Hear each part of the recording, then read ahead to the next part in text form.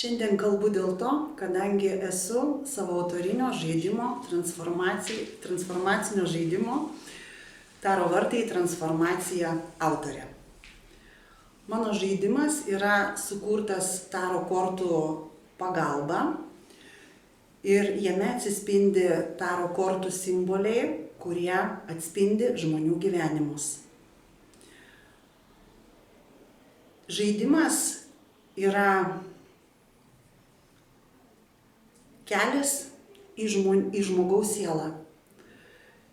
Ir kaip šiandien galiu pasakyti, kad dvasioje gimsta siela.